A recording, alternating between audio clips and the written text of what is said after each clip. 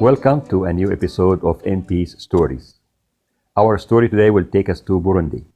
I mentioned in previous episodes that Burundi and Rwanda suffered from the ethnic war between Hutus and Tutsis that led to destruction and the death of almost 800,000 people in Rwanda and 200,000 people in Burundi.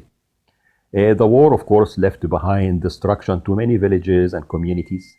Neighbors and friends and loved ones who lived together for generations got into this war, and they killed each other, destroyed properties, destroyed homes.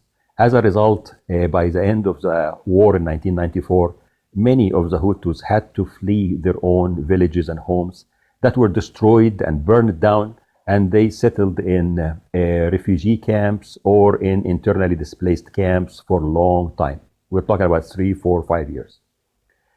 Things were settling down eventually, and then there were many projects for peace building and post-conflict reconstruction.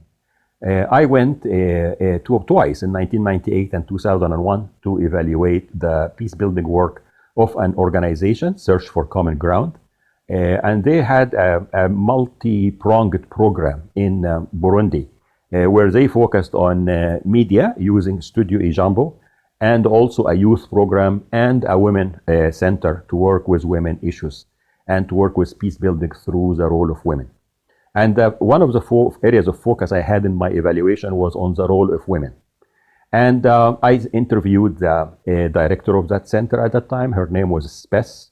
And she told me about the different projects that they were conducting. And I was very struck by a program called Positive Solidarity. In that program, Spes explained that the logic was that in many communities, men were killed, women and children had to flee their homes because their homes were burned down. There was a lot of danger for them to stay in the same villages, and they ended up in the internally displaced camps or in refugee camps in neighboring countries. Now, Search for Common Ground wanted to work to bring them back. Of course, it's not that easy to just say that now the war ended, let's go back to your home. Go back to what? There are no homes. They are burned down already. Plus, of course, all the trauma and all the negative feelings that everyone has against the other. It was not an easy fay to actually get people to work together. So Search for Common Ground took it on itself through the Women's Center to bring those women first in carefully designed meetings and have them sit together step by step through some of the rituals, so through some of the culture elements and food and so on, to just slowly start to reconnect and to build some type of a manageable relationship that can help them to move to a level where they can discuss the need to bring back the people who left their homes to come back to the community again. But come back to what? That was the big question. We need to rebuild the homes. And that was the heart of that project. The heart of the project, Positive Solidarity, was about getting the women from both groups and the men and the children in the community to rebuild those homes together. Of course, they had to partner with many organizations to provide them the building materials and other supplies, which they did very successfully. But it was the women themselves especially, and with the help of the others, who would actually put a stone above a stone. And they started to build those homes together, as you see in this picture. It was amazing to go there in the site of some of those villages and to see how those homes were being built by those very women who once had to run away for their life and others who stayed. And after the healing process that happened through the community meetings, now they were rebuilding those homes. And the women and the children, as you see in this picture, are also coming back and living again in their homes that are now built by everybody. And that was another key element in this project, that if those women from both sides are working together to rebuild those homes, it will be very difficult in the future, God forbid, if there is another conflict, that they will go and destroy the same homes that they together worked hard with their own sweat and tears to build them. That was the big premise of this project. And it was great to see those women coming back. It was great to see the smile on the faces of those children.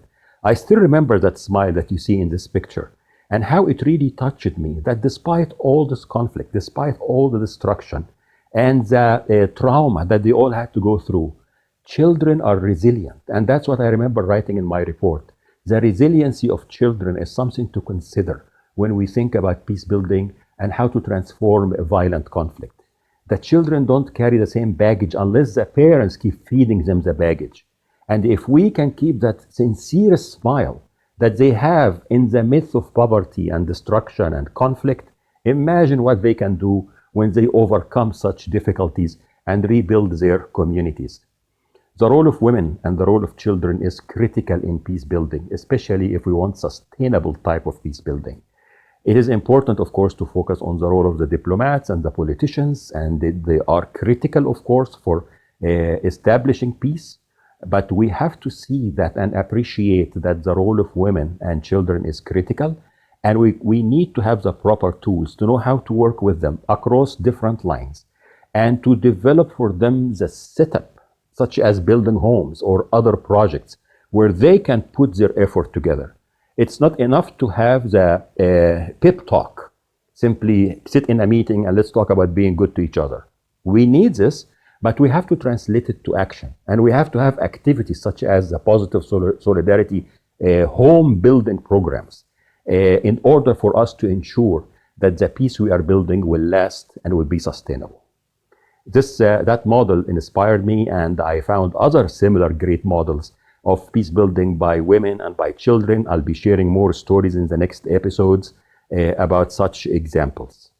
I hope you found this story useful, and until more stories in peace. Amr.